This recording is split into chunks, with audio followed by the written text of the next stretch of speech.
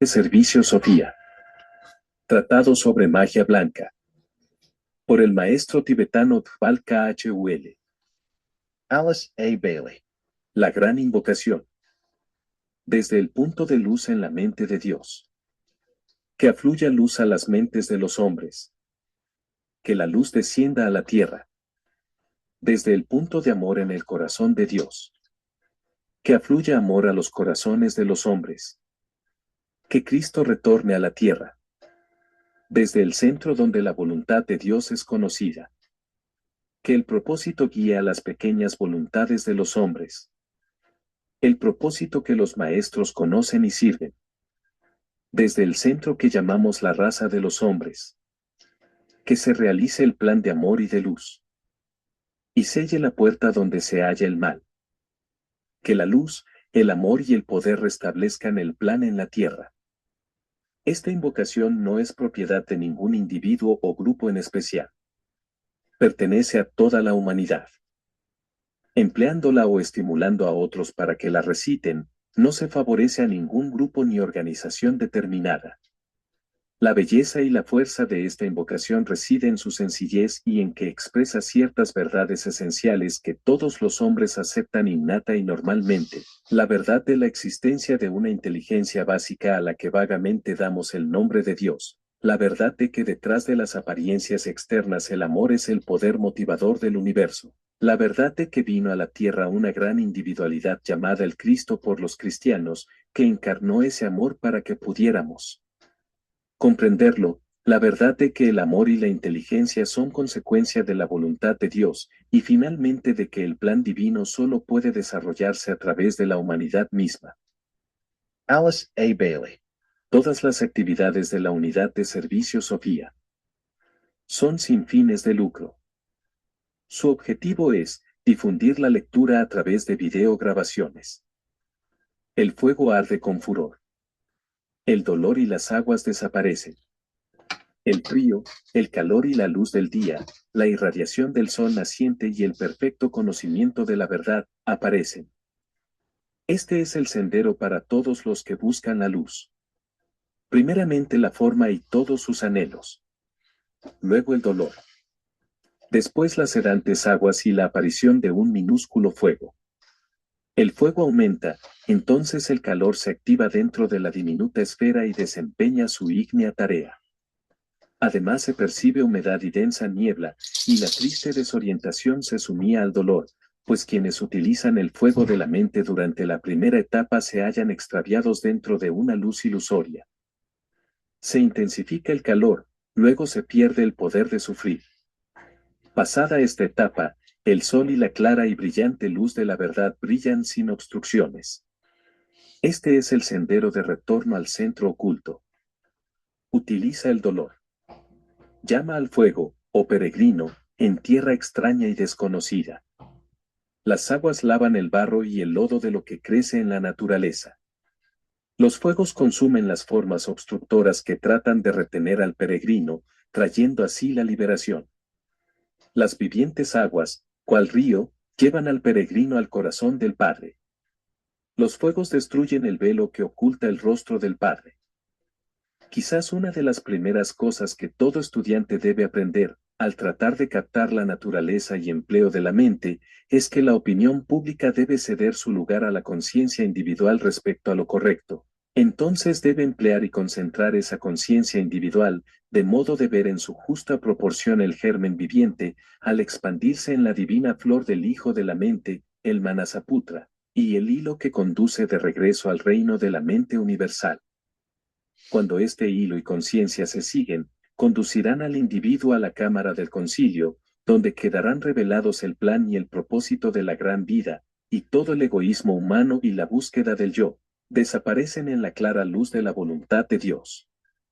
Mediante la correcta comprensión, el recto empleo y control de la naturaleza astral y el conocimiento de la naturaleza de la conciencia sensoria, el hombre puede penetrar en el corazón de Dios mismo y conocer más allá de toda controversia, que todo está bien, porque todo es amor. Por medio del correcto uso de la mente y la correcta comprensión de la naturaleza del intelecto, el hombre puede penetrar en la mente de Dios y saber que todo está bien, pues está planeado, y el propósito divino realiza continuamente todos sus objetivos. El trabajo de los adeptos atlantes fue impresionar en la conciencia del mundo la verdad de que Dios es amor. Esta es la expresión simbólica de la verdad, como lo es el empleo de la palabra Dios. El trabajo de los adeptos arios consiste en plasmar en la conciencia del mundo que Dios es voluntad. Para que redunde en bien de la familia humana, trabajan con el intelecto a fin de controlarlo, subordinar otras formas a la mente y por medio de ella revelar al hombre la visión de lo que es y será. De esta manera el hombre se alinea con el centro coronario esotérico de la vida una. En el reino animal, por el desarrollo de la sensibilidad y el paralelo desenvolvimiento por medio del dolor, se alinean esos tipos de formas con el centro cardíaco de la naturaleza. Esta frase imparte una verdad que no puede ser expresada con mayor claridad hasta que el hombre no sea más influyente en su conciencia. Por medio del color en el reino vegetal, esas formas de manifestación divina son también puestas en contacto vibratorio con ese centro de fuerza en la naturaleza, análogo al centro laríngeo del hombre. Al emplear estas palabras me refiero sobre todo a la vida que se manifiesta a través de nuestro planeta, el logos planetario, pero la idea, es innecesario decirlo, puede extenderse hasta incluir la gran vida, de la cual nuestro logos planetario es solo un reflejo y una expresión. El hombre es el cerebro de la naturaleza, los animales son la expresión del corazón, el mundo vegetal es la expresión de la fuerza creadora o centro laríngeo. Estos tres reinos de la naturaleza son, en forma peculiar, la analogía de los tres centros superiores en el hombre, así como los tres reinos en el arco involutivo corresponden a los tres centros inferiores, y el reino mineral, por más abstracta que pueda parecer la idea a quienes no poseen conciencia del aspecto vida, corresponde al plexo solar, el gran distribuidor de lo que está arriba y lo que está abajo. Estas analogías cambian a medida que transcurre el tiempo. En los días lemurianos, la humanidad, considerada como un reino de la naturaleza, expresaba el aspecto plexo solar, mientras que el reino animal representaba el centro sacro, y el centro en la base de la columna vertebral estaba simbolizado por el reino vegetal. A mediados del período Atlante, cuando se efectuaron considerables cambios y experimentos, tuvo lugar un cambio en todo el proceso. Como ya saben, entraron ciertos egos. Según se relata en la doctrina secreta y en tratados sobre fuego cósmico, y mediante sus esfuerzos fue posible dar un gran paso hacia adelante. La sustancia mental o chita se hizo más vibrante, y ahora tenemos concretamente el periodo de su actividad más intensa. En la enseñanza esotérica se dice que los tres aspectos de la divinidad son en sí triples y, en lo que a la humanidad se refiere, podemos dividir la energía de la mente en tres aspectos. Por lo tanto, tenemos 1. la mente inferior concreta, llamada sustancia mental o chita, en los aforismos de la yoga de Patanjali. 2. La mente abstracta, o ese aspecto de la mente relacionado con el mundo de las ideas. 3. La intuición o razón pura es el aspecto más elevado de la mentalidad para el hombre. Las tres tienen su campo de influencia o su expresión abarcante en el tercer aspecto del logos, denominado mente universal, la activa e inteligente deidad.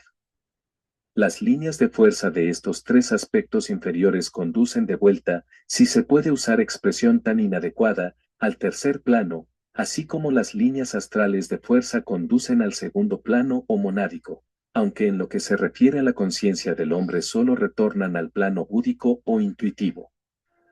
Es interesante observar que, así como la mónada, impulsada por el deseo, produce esa forma de vida llamada la personalidad, del mismo modo el aspecto mental, como parte del propósito llevado a cabo mediante la mente universal produce, a su vez, esa manifestación denominada un Manasaputra, el gran hijo de la mente en el plano mental.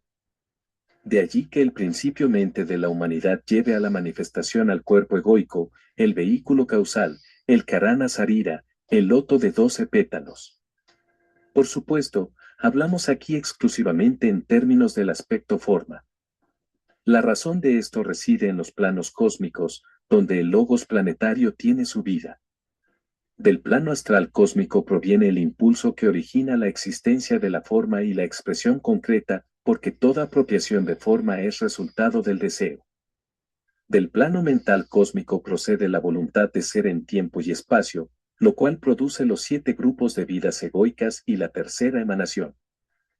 Se comprenderá entonces, por inferencia, que el correcto empleo de la energía por el iniciado, lo relaciona no solo con los planos superiores del sistema solar, sino también con esos planos cósmicos, donde nuestro logos tiene su aspecto personalidad, empleando estas palabras en sentido simbólico. El correcto uso de la energía física por el iniciado, le otorga libertad en el plano físico cósmico. El debido uso de la energía astral le da poder en el astral cósmico, y el correcto uso de la energía mental le facilita la entrada al mental cósmico. Tenemos entonces, por deducción, que, cuando los 3 centros superiores del hombre funcionan perfectamente, desempeñan su parte en el trabajo de llevar energías desde esas excelsas esferas al campo de actividad del iniciado, actuando como portales que van hacia los reinos hasta ahora cerrados para él.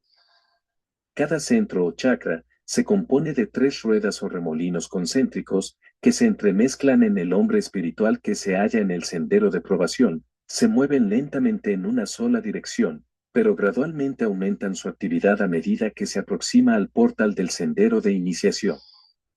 En la iniciación, hace contacto con el centro del chakra, un punto de fuego latente, la rotación se intensifica y la actividad se hace cuatridimensional. Es difícil expresar estas ideas en palabras comprensibles para los no iniciados, pero el efecto podría describirse como un cambio de girar acompasado, a otro de radiación rutilante, una rueda que gira sobre sí misma, según lo expresan las antiguas escrituras. De allí que por la purificación, el cumplimiento de las reglas y una aspiración que no admite obstáculos ni cesa ante el dolor, el aspirante ha hecho que palpiten y giren sus centros. Solo entonces, el maestro puede conducirlo a la presencia del hierofante.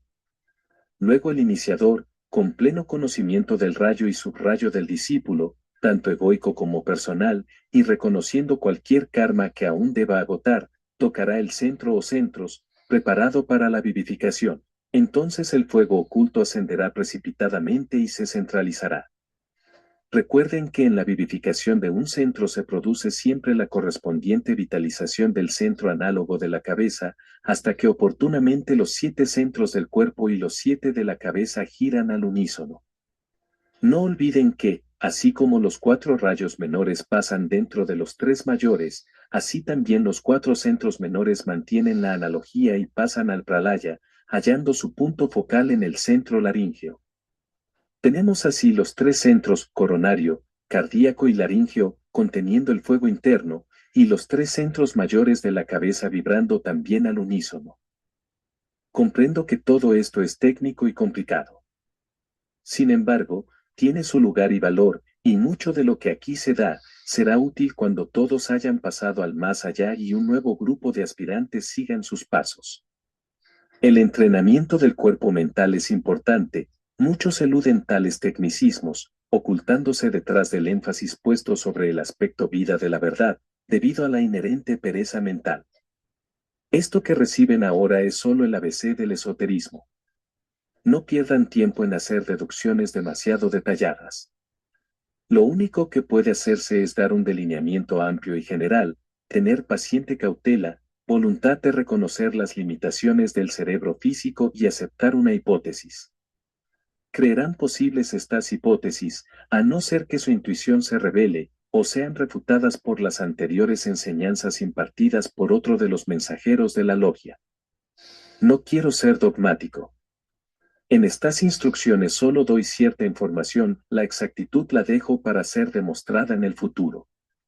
Pido simplemente que tomen nota, y en los años venideros gran parte de lo que quizás parezca ahora raro y tal vez contradictorio, será desenmarañado, lentamente descifrado y más fácilmente comprendido. Poco conocimiento conduce a una gran confusión, a no ser que se deje a un lado para utilizarlo en el futuro, cuando los años de instrucción hayan aumentado el acervo. Volviendo a nuestro tema, el centro cardíaco del hombre abre la puerta a lo que se llama el corazón del sol. El centro laríngeo abre el camino a la plena comprensión del sendero del sol físico, y los verdaderos astrólogos, con el tiempo, deben activar ese centro. El centro coronario abre el camino al sol espiritual central, y cada uno pasa por intermedio de la analogía planetaria a uno de los planos cósmicos. Tenemos un resumen de los tecnicismos y de los hechos que, de acuerdo a la ley de analogía, son esencialmente de interés académico y nada más. Aún, los que somos iniciados, no sabemos prácticamente nada sobre los planos cósmicos, más allá del físico cósmico. Nuestra conciencia recién empieza a ser solar, y trabajamos dentro de nuestras pequeñas capacidades para superar esas limitaciones planetarias que nos impiden alcanzar el conocimiento y vidas solares. Para los aspirantes, que ni siquiera saben lo que significa conciencia planetaria, la información anterior tiene únicamente un valor, y es que acentúa la naturaleza sintética del gran plan y el hecho de que la unidad más pequeña es parte integrante del todo. Demuestra la idea de que la energía es un fluido vital que circula por todo el cuerpo de Logos, vivificando por lo tanto hasta el átomo más insignificante de esa totalidad. Es de valor tratar de comprender el cuadro e imaginarse la maravilla de lo que está aconteciendo. Sin embargo, es pérdida de tiempo reflexionar, por ejemplo, sobre el plano astral cósmico, cuando aún el plano del ego, el quinto subplano del físico cósmico, contando de arriba a abajo, es todavía inaccesible para el hombre común y constituye la meta de su aspiración y meditación. Por consiguiente, el hombre puede captar mejor la mente universal cuando ella se expresa mediante las denominadas mente concreta, mente abstracta e intuición, o razón pura. La mente concreta es la facultad de construir formas. Los pensamientos son cosas. La mente abstracta es la facultad de construir cánones, o la mente que actúa con los anteproyectos sobre los cuales se moldean las formas. La intuición o razón pura es la facultad que le permite al hombre ponerse en contacto con la mente universal, captar el plan sintéticamente y aferrarse a las ideas divinas o aislar alguna verdad fundamental y pura. La meta del trabajo del aspirante consiste en comprender esos aspectos de la mente con los cuales debe aprender a trabajar. Por lo tanto, su trabajo podría resumirse de la manera siguiente. 1. Debe aprender a pensar, descubrir que posee un mecanismo llamado mente y también sus facultades y poderes, los cuales han sido bien analizados en los 2 primeros libros de los aforismos de la yoga de Patanjali. 2. Debe aprender a situarse detrás de sus procesos mentales y de su tendencia a construir formas y descubrir las ideas que subyacen en la forma mental divina, el proceso mundial, y así aprender a trabajar en colaboración con el plan, subordinando a estas ideas su propia construcción de formas mentales. Debe aprender a penetrar en el mundo de estas ideas divinas y estudiar el canon de las cosas en los cielos, según la Biblia. Debe además empezar a trabajar con los anteproyectos, donde todo lo que existe está modelado y moldeado. Entonces se convierte en estudiante del simbolismo, y de idólatra se transforma en idealista divino. Empleo estas palabras en su verdadero sentido y significado. 3. Desde ese idealismo desarrollado, debe progresar aún más profundamente hasta penetrar en el reino de la intuición pura. Entonces puede extraer la verdad de su fuente. Penetra en la mente de Dios mismo. Además de idealizar, intuye, es sensible a las ideas divinas, las cuales fertilizan su mente. Más tarde las denomina intuiciones y a medida que las desarrolla, ideas o ideales, y basa sobre ellas todo su trabajo y la dirección de sus asuntos. 4. Después le sigue el trabajo de construir conscientemente formas mentales, basadas sobre esas ideas divinas que emanan como intuiciones desde la mente universal, lo cual se realiza a través de la meditación. Todo verdadero estudiante sabe que esto involucra concentración, a fin de enfocar u orientar la mente inferior con la superior. Inhibe temporariamente la tendencia normal a construir formas mentales.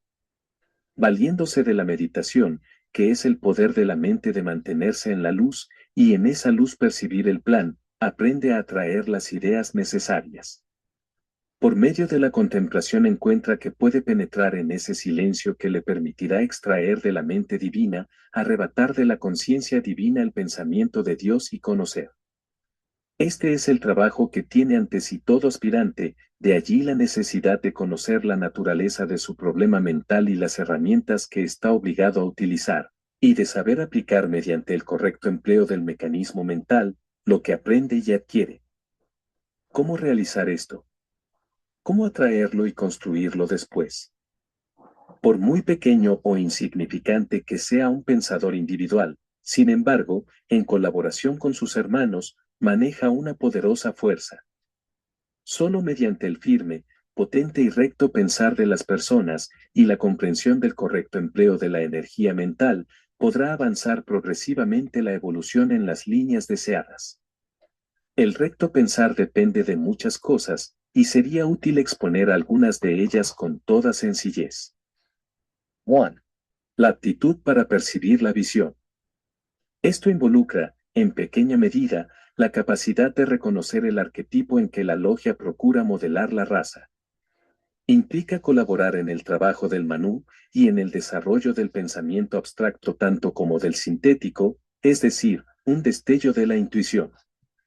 La intuición arrebata de los elevados lugares, una parte del plan ideal latente en la mente del Logos. A medida que los hombres desarrollan esta capacidad, harán contacto con fuentes de poder que no están en los niveles mentales, pero constituyen esos planos de los cuales el plano mental mismo extrae su sustento. 2. Luego, habiendo percibido la visión y vislumbrado una fracción de la belleza, es asombroso lo poco que ven los hombres, tienen la oportunidad de atraer al plano mental todo lo que es posible extraer del plan. Al principio tratan de captarlo en forma tenue y nebulosa, sin embargo, comienza a materializarse.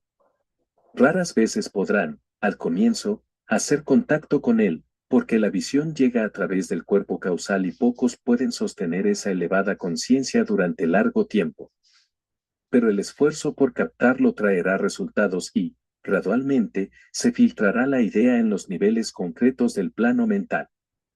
Luego se convertirá en pensamiento concreto, en algo que puede visualizarse definidamente y apropiarse como base para el pensamiento. 3. Realizado esto, ¿qué viene después? Un periodo de gestación, donde se construye la forma mental de esa parte de la visión que pueden traer a su conciencia. Esto debe hacerse paulatinamente, porque es deseable una vibración estable y una forma bien construida. El trabajo apresurado no conduce a nada. A medida que construyen, sentirán poco a poco un anhelo y deseo de ver aparecer esta visión en la tierra y que sea conocida por otros hijos de los hombres. Después se vitaliza la forma mental con el poder de la voluntad, tratando que se materialice, entonces el ritmo se hace más pesado y lento, el material con que se ha construido su forma es necesariamente más tosco, y se hallará que la forma mental de la visión está revestida de materia de los planos mental y astral. 4. Feliz el discípulo que puede acercar aún más la visión a la humanidad y traerla a la existencia en el plano físico. Recuerden que la materialización de un aspecto cualquiera de la visión en el plano físico no es tarea de un solo hombre. Únicamente cuando ha sido sentido por la mayoría y cuando ella ha trabajado en su forma material, los esfuerzos mancomunados pueden llevarla a la manifestación externa. Podemos ver así el valor de educar la opinión pública, porque lleva a los numerosos colaboradores a ayudar a los pocos visionarios. La ley rige siempre, tanto en el descenso como en la diferenciación. 2 o 3 personas perciben el plan intuitivamente, entonces el ritmo que establecen con sus pensamientos arrastra la materia del plano mental a la actividad y los pensadores se posesionan de la idea. Esta es algo difícil de aprender y de hacer, pero la recompensa es grande. Para quienes luchan, perseveran y se esfuerzan, la alegría es múltiple cuando llega la materialización.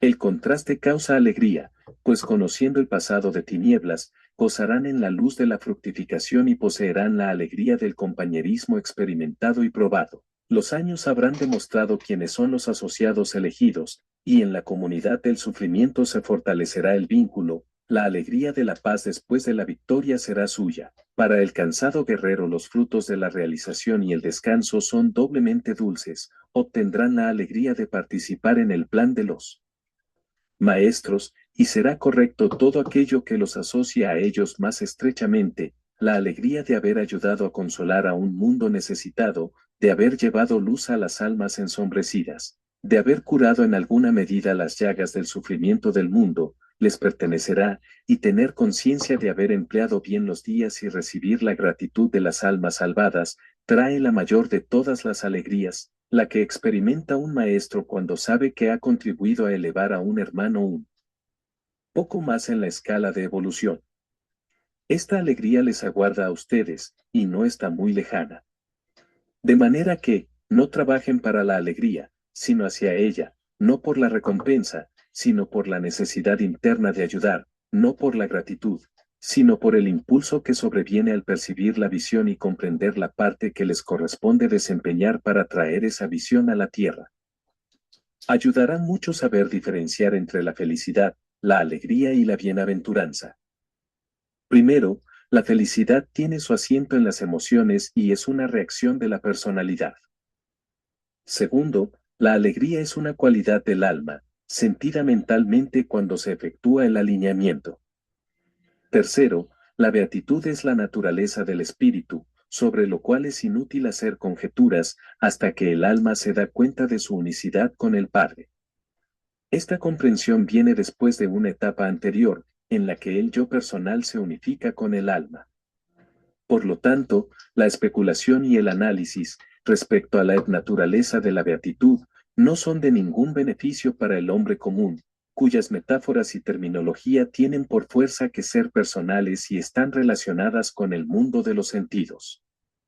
¿El aspirante se refiere a su felicidad o a su alegría? Si es a esta última, debe ser efecto de la conciencia y solidaridad grupales, de la unicidad con todos los seres y, después de todo, no puede ser interpretado en términos de felicidad. La felicidad llega cuando la personalidad cumple con esas condiciones que satisfacen una u otra parte de su naturaleza inferior, cuando se experimenta una sensación de bienestar físico, contentamiento con su propio medio ambiente, con las personas que lo rodean o con las oportunidades y contactos mentales.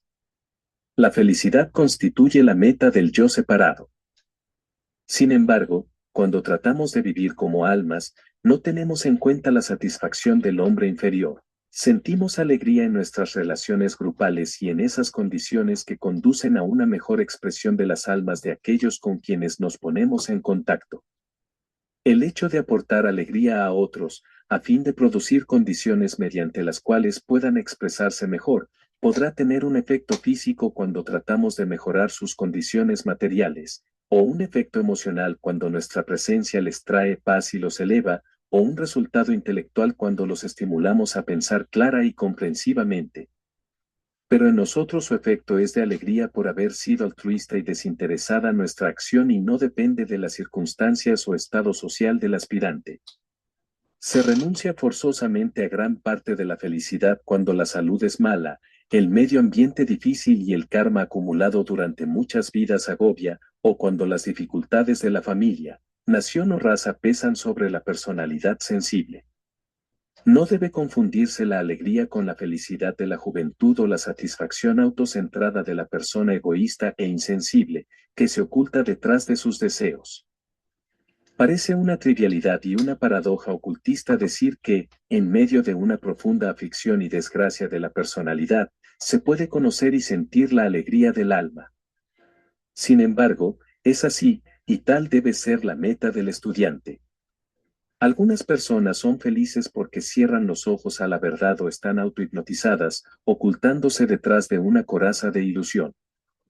Pero el aspirante, por lo general, ha alcanzado la etapa en que sus ojos están bien abiertos, ha aprendido a ser veraz consigo mismo y no ha construido ninguna muralla que lo separe de sus semejantes.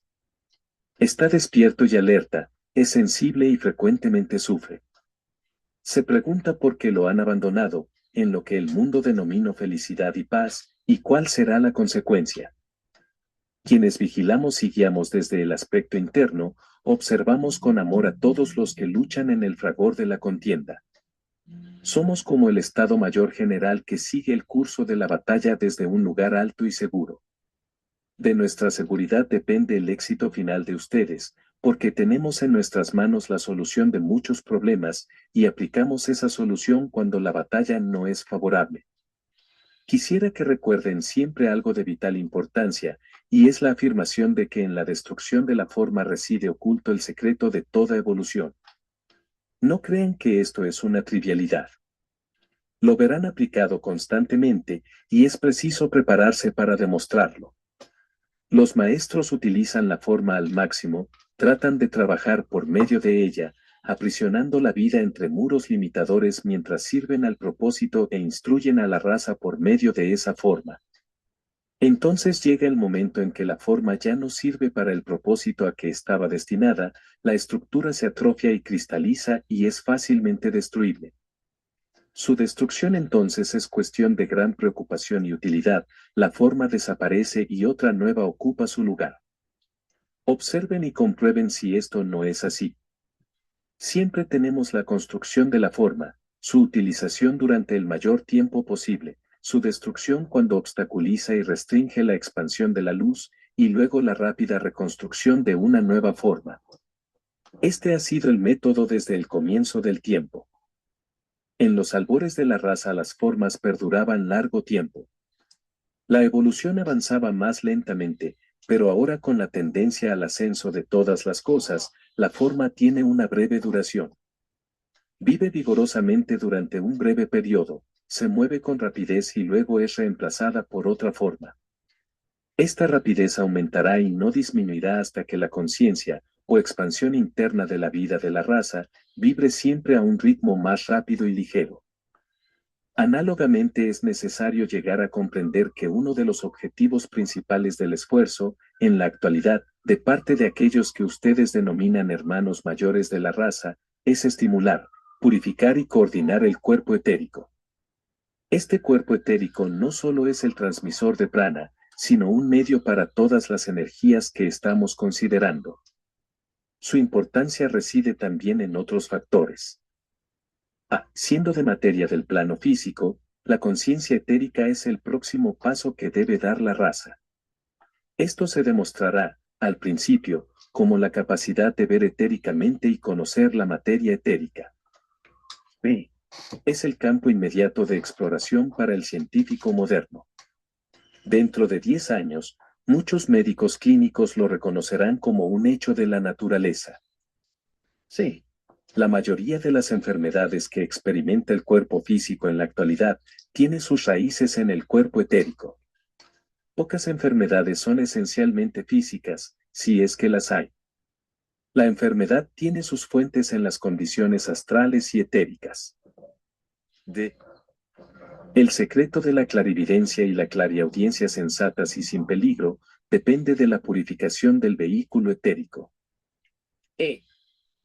Las emanaciones etéricas de las personas pueden ser grandes contaminadoras. Por consiguiente, en la purificación de este cuerpo reside el secreto de una humanidad más sensata y más buena. De allí la importancia del etérico. Existen otras razones que más tarde serán acentuadas. Sin embargo, al comenzar a formar sus ideas sobre el tema, será prudente adherirse a generalizaciones amplias hasta que toda la cuestión adquiera claros contornos en su mente.